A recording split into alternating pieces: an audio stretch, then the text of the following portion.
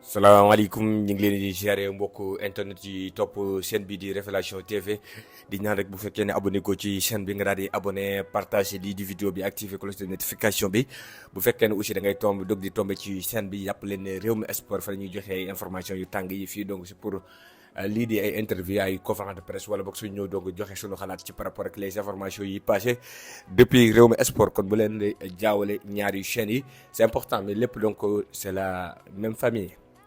tey nag ci li ñuy dikk mooy la Ligue des Champions bi nga xam ne suba la war a jeex tàkk nag di grand final bi nga xam ne moom la àdduna bi yëpp di xaar di dernier match de la saison diggante Paris Saint-Germain ak équipe bi di Arsenal la match bi mi ngay amee ci benn dëkk boo xam ne dëkk bu ñàkk siiw la ci wàllu football di wàllu fële ca Hongrie ca capitale ba déjà Arsenal ña nga fa déjà Paris Saint-Germain ña nga fa pour préparer donc la grande finale. tey nag li nga xam ne moom lañ leen bëgg a indil mooy jukki lenn ci li nga xam ne moo gën a fës ci conférence de presse bi nga xam ne Luis Enrique doon na ko amal di tàggatkat bu équipe bi di Paris Saint-Germain ku ko xam ne moom it ku ma fan la ci lu jëm ci wàllu waxtaan moom kii di Luis Enrique parce que à chaque fois buy wax ci football lay wax waaye tamit li ma gën a neex ci moom mooy dafa gëm boppam ànd ak ñaar yooyu nag buñ ko faral di jaawale muy koo xamante si nii dafa donc dafay naagu ak koo xamante si nii bon dafa gëm ay principe am ñaar yooyu noonu donc bokkuñu mën nga nekk ko humble ba noppi tamit am confiance de sa bopp kooku Luis Enrique moo tax man à chaque fois buy def ay conférence de presse moom ak ancien entraîneur bu Real bi di Carlo Ancelotti damay jàngat ci moom contrairement ak Pep Guardiola mi nga xam ne moom da lay jéem a réeral moo tax man j'aime pas parfois buy wax ci lu jëm ci wàllu conférence de presse je préfère donc un Pep Guardiola bi def interview que un Pep Guardiola bi préparer un match Luis Enrique bi préparer match day wax lii ci biir match bi Ancelotti bi préparer match day wax lii ci biir match bi di la xamal ay tactique di la xamal lu bëri ci wàllu entraîneur ci wàllu doxalinu match mais pas donc les autres rawatina ku si demee ne kii di Ancelotti aussi moo tax ba mu jigee Real ba tey man damaa wét ci côté boobu parce que vraiment dama daan jàng ci moom par semaine ci ay tactique waaye tamit dafa respecté donc pour tout le monde kon gaañoon nañu jàll ci li nga xam ne moo gën a fës ci conférence de presse bu kii di Luis Enrique. lan mooy objectif Luis Enrique xam nga gaañi chaque entraîneur dafa am objectif am na entraîneur boo xam ne objectif am mooy fexe ba yéegal ab équipe jëlee ko deuxième division yóbbu ko première division wala jëlee ko troisième division yóbbu ko deuxième division. na leen jox meilleur exemple la semaine passée dama gis l'entraîneur de Hull City wax ne maa ngi jéggalu les supporters de Hull City ñu ne ko lan moo tax ngay jéggalu mu ne parce que dama raté sama objectif ñu ne ko sa objectif mooy lan mu ne ba may signé sama objectif mooy doon noonu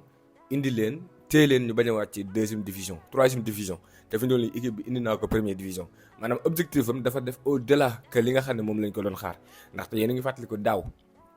wax nañ leen ko ci suñu vidéo yi fii ci Révélation TV kii di Hull City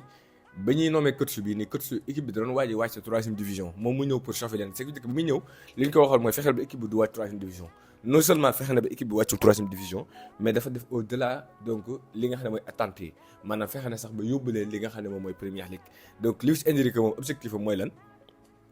mooy l'écrire l'histoire et actuellement l'histoire est déjà écrite histoire bind nañ ko ba pare mais li ci des moom mooy maintenir l'histoire ça veut dire que li mu bëgg moom mooy la Paris Saint-Germain ba da doon une équipe d'une saison mais plutôt que une équipe donc de plusieurs saisons ni Real Madrid donc demandi woon entre 2016 ba 2018 Luis Enrique moom loolu lay xalaat ça veut dire que moom bëggul def benn équipe boo xam ne day ñëw def benn saison nii def une bonne saison jàll mu jeex déedéet nee na dafa bëgg des te nekk koo xam ne ci équipe bu constant lay doon ça veut dire que di remporter ay coupe ay at yu bëree bëri kon objectif bi mooy après ba nu remporter la Ligue des Champions la saison dernière remporter waat donc Ligue des Champions saison bi loolu mooy objectif bu kii di Luis Enrique. voilà li ma doon wax dikk na léegi jóge na léegi ci wàllu objectif bu Paris léegi mi ngi ci mérite bu Mikel Arteta ak Arsenal ça veut dire que succès bi Arsenal am tey jii nii remporter la première ligue léegi moom ñëw na laaj nañ ko ci mu ñëw pour jàngat lan la xamle moom mooy déjà amut lu ko bett nee na mu gis Arsenal doon champion moom nee na loolu bett ko lan moo tax bett ko parce que moom moo doonoon équipe bi gën a consistant ça veut dire que mooy équipe bi gënoon a régulier mooy équipe bi nga xam ne moo doon def par match muy am 3 points war muy am 1 point par match donc équipe boo xam ne moo gënoon a am lu muy bañ a encaisser ci ay buts par match donc kooku moom moo leen gën a régulier moo tax nee na mu gis Arsenal remporter tey jii nii la première ligue mu ne moom nekkul loo xamante si nii lu ko surprendre lay doon beneen bi moom mooy la fekk patience am loolu yaakaar naa ne dikkoon nañ ci ak Rewmi Sport pour wax lan moo tax Arsenal am succès bi moom dikk na ci moom Luis Enrique xam le ne Arsenal gii lii ñu am nii la fekk Mikel Arteta bii mooy 7e année ci bopp Arsenal loolu bokk na ci li nga xam ne moo leen jox succès bi nga xam ne moom la mu am ce qui veut dire que wax sa baaxu morom wàññiwul ci sa baax dara tey donc loolu daal di xamle. léegi nag 7 année maanaam juróom-ñaari at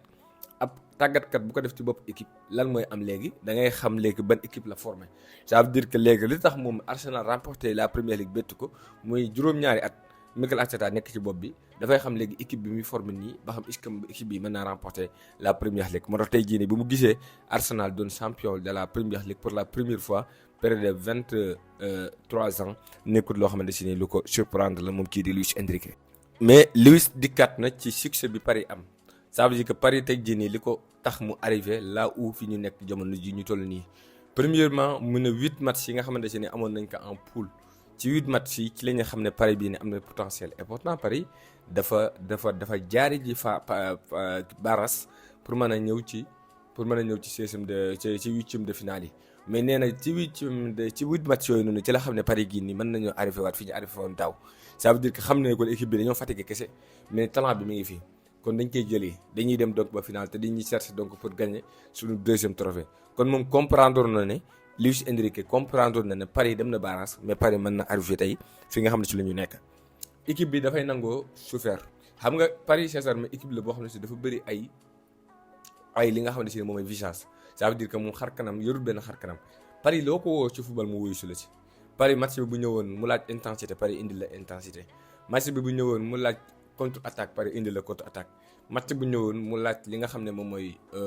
jeu boo xam ne jeu temporisé la ça veut dire que gars yi di ko faral di woowee tiki taka Paris indi la jeu offensif boobu noonu donc moom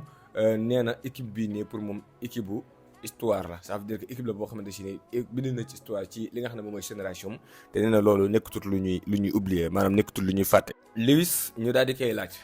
ne ko yow daaw nga génn ci li nga xam ne moom mooy série noire bi nga nekkoon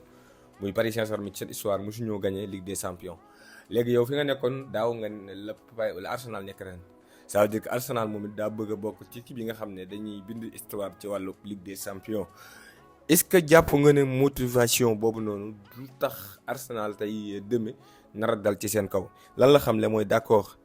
nous essayons de la remporter pour la 2e année consécutive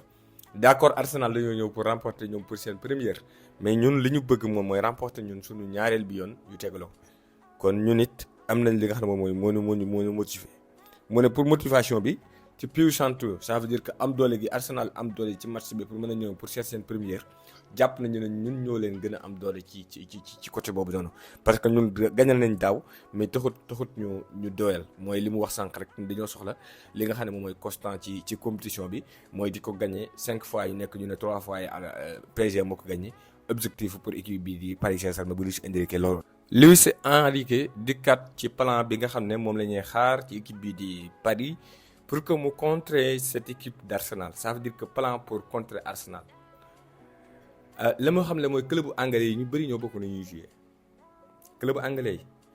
ñu ci ëpp ñoo bokk façon bi nga xam ne noonu la ñuy jouer ñoo bokk tactique yi ñuy teg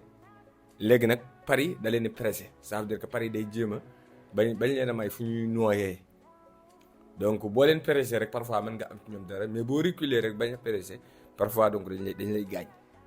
Pep Guardiola bu sañoon moom Luis Enrique bu sañoon Pep Guardiola lay dajal à la place de Enzo Maresca par exemple wala à la place de Liam Rossignol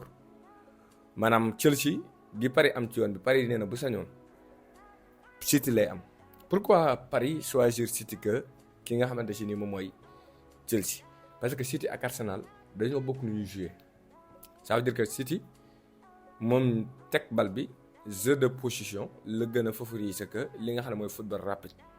te loolu aussi Arsenal dafa bokk ci li nga xam ne seeni qualité la. donc da su fekk Luis Enrique gis équipe bu mel ne ci Chelsea xaw a sore ak jeu Arsenal du ko arrangé ci préparation bi kon bu dee woon ak Pep Guardiola dina am yenn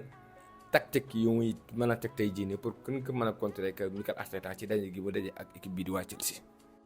moom kii di Pep nee na suba amul favori maanaam Arsenal moom moo def saison Ligue des Champions amagul défaite mooy favori bi wala Paris daaw moo gagné Ligue des Champions bi mooy favori bi nee na moom loolu pour moom ci final bii nii amu ci final amut favori. donc nañu profité ci 90 minutes yi te jéem a xam naka ngay seeree ci moment yi nga xam ne ay moment yu am solo lay doon ci rencontre bi. beneen bi moom mooy amut motivation maanaam amut lu nit war a ab joueur war a jot mu gën ko war a mën a yokk ak njàmbaar si gën ko botte mu dem ci ab match que damay jouer final Ligue des Champions maanaam je may jouer final Ligue des Champions rek delloo sëkk li nga xamante ne moom mooy motivation selon kii di Pep Guardiola nee na nag suba nañu xool kan mooy doon meilleure équipe diggante Arsenal ak bi di Paris. en tout cas man dama ñëw pour concentrer wu ci sama équipe waaye tamit ci lu positif sama équipe li ma bëgg moom mooy suba ñu montrer seen meilleur niveau bi nga xam ne moom moo nekk ci ñoom. Lewis laaj nañ ko ci lu jëm ci wàllu certains joueurs par rapport ak seen santé est-ce que ak seen disponibilité. Premièrement, une question en deux parties. Tout d'abord, quel est l'état de forme de Achraf Hakimi et Nuno Mendes? Est-ce que Nuno Mendes et Achraf Hakimi disponibles? L'année dernière, vous avez remporté la Ligue des Champions et de manière donc la Ligue des Champions et maintenant Arsenal a la même motivation. Quelle est donc sa puissance? Donc ñaari question yooyu noonu donc lañ ko daal di poser. Première bi tontu na ci c'est encore plus grand Hakimi et Nuno Mendes vont bien donc loolu tontu na ci nee na Hakimi ak kii di Nuno Mendes amuñu benn problème. beneen bi mooy c'est puissant mais savez-vous que à quel point c'est puissant d'essayer donc de remporter une deuxième Ligue des Champions mooy li ñu waxoon sànq mu ne da ngay am doole lool bu fekkee ne da ngay dem pour jouer finale pour gagner sa première Ligue des Champions waaye tamit da ngay am doole lool bu fekkee da ngaa gagner Ligue des Champions bëgg gagner ñaareelu Ligue des Champions bi. Naka la Paris préparer Arsenal? En termes de préparation, nous avons le temps d'analyser en profondeur d'Arsenal. maanaam Luis Enrique nee na ñoom am nañ temps bu mat sëkk ci semaines yi ñu génne yëpp pour toog pour jàngat équipe bi di Arsenal. Profondeur, ça veut dire que dugg nañ ba ca biir pour xool Arsenal la yan plan lay indi. Nous avons déjà joué contre 3 fois la saison dernière. Joué nañoo ak ñoom ñetti yoon saison yi bii ñu génn mais nous voulons donc continuer à nous améliorer sur le plan offensif et défensif li ñu bëgg moom mooy toujours di am ak jokkute ci wàllu offensif ak ci wàllu défensif fexe ba bal yi di dugg fexe aussi ba kenn duñu dugal. Nous devons aussi bien serrer l'ambiance d'une finale war nañoo fexe aussi ba xam naka la ñuy jouer finale pression bi parfois day bëri waaye tamit ambiance bi day demee nu nekk nañu xool aussi naka la ñuy def pour serrer ko pour bañ aussi mu sonal ñu. Il y a toujours donc des bruits autour du club. Pour être un joueur de PSG, il va être donc prêt à surmonter cela. Paris Saint-Germain club boo xam ne seen i gars yi dañuy faral di wax ci moom fu ñu toll moo tax pour nekk joueur Paris Saint-Germain faaw nga doon joueur bu pare ba ay critique ak ay wax du doon loo xam ne lu lay sonal la doon. La saison prochaine, si nous perdons 3 matchs d'affilée, nous nous retrouvons dans un choc total selon les médias. Fi ñu toll nii daaw dem nañ gagner Ligue des Champions bi. ren ñu ngi ñëwaat nii ci final bi déwén bu ñu ñëwee perte ñetti match xibaar yi yëpp donc ñun la ñuy waxtaanee waat te dinañu yàq lu mel ne xeme moo tax donc nga war a pare bu fekkee ne joueur pare di pare donc à tout moment façon wax ju nekk donc di ñëw ci yow. Mais nous avons donc montré ces dernières saisons que nous sommes une équipe qui joue un bon football ci attitude ñu génn war nañ ne ñun équipe la boo xamante ne dañuy teg bal bi di football boo xam ne si ni àdduna bi yëpp donc dañ ciy kontaan. Qui rend donc la compétition amusante. wane na donc compétition bi di Ligue des Champions compétition la boo xam ne bi ñu koy seetaan da ngaa war a yëg ne yaa ngi seetaan football donc nous avons fait preuve d'une vraie constance maanaam wane nañ ñun équipe lañ bu constant bu régulier wane na aussi li ñuy def nekkul loo xam ne seen lu ñuy tànnatu lay doon ko bu amee benn équipe boo xam ne moom ngay seetaan di bëgg di yaa santé ne yaa ngi santé Ligue des Champions xëy na équipe bi di Paris la selon kii di Luis Enrique. Le PSG a la meilleure attaque de la Ligue des Champions. Arsenal a la meilleure défense de la Ligue des Champions. Deux styles différents se rencontrent donc demain. Léegi dañoo bëggoon nag nga waxal ñu nga jàngatal ñu Paris mooy équipe bi ëpp lu mu dugal ay bii ci Ligue des Champions bi. Arsenal mooy équipe bi gën a néewle ay bii lu mu jël ci Ligue des Champions bi. ñaari équipe yoo xam ne seen style bokkul maanaam seen anam gi ñuy jouer bokkul loolu loo ci xam. Ce sont deux styles différents dëgg la ñaari équipe la yoo xam ne. dañoo wuute ni ñuy jouer bokkul qui s'affrontent demain yoo xam ne ñoo war a laale suba deux idées qui sont similaires avec des chemins différents maanaam ñaar ñoo xam ne ñoo bokk ay idée maanaam ñoo bokk ay bëgg-bëgg waaye nag ku ci nekk dafa am aw yoon woo bëgg a jaar pour que sa bëgg-bëgg boobu nga jot ci. xëy na Arsenal moom dafa gëm ne dafa war a bañ a jël ay buts pour mën a yegg ci Ligue des Champions ba pare gëm ne moom dafa war a dugal pour mën a yegg ci loolu. nous sommes aussi une équipe qui défend bien bu leen topp aussi ne ñun ab équipe la boo xam ne dañuy dugal lu bëri rek ngeen jàpp ne équipe la boo xam ne dañuy encaisser lu bëri. équipe la boo xam ne aussi ci wàllu défense dañuy am taxawaay boo xam ne taxawaay bu baax la et il marque beaucoup de buts maanaam ñoom aussi ñoom waa Arsenal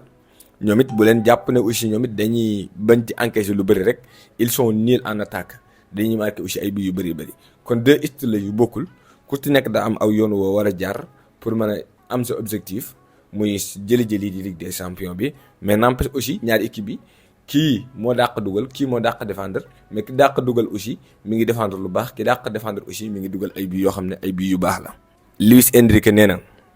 au cours des 3 dernières années nous avons montré que nous sommes une équipe qui s'est préparée pour les finales maanaam ci ñetti at yi ñu génn ñun war nañ wàllu monde football yi yëpp ne Paris équipe la bu xam nu ñuy préparer nu ñuy jouer finale. Nous avons notre dernière séance d'entraînement de la saison aujourd'hui. Ensuite, les joueurs rejoindront leur équipe nationale. tey jii nii mooy entraînement bu mujj bi ñuy amal ak ñoom après ñu jouer finale bi bu ñu noppee donc sax suba la daanaka la tuddee li nga xam ne mooy dernier entraînement bi muy jouer après bu noppee joueurs yi dem équipe nationale après wala ñu entraîner. La Puskas Arena, c'est une magnifique stade et nous essayons donc de tirer le meilleur parti de notre dernière séance d'entraînement. maanaam Puskas Arena di fa nga xam ne fa la ñu defee seen dernier entraînement ak match bi stade la boo xamante ne nii pour moom stade la bu baax pour defee seen dernier entraînement. Ensuite nous savons que tout Paris sera là.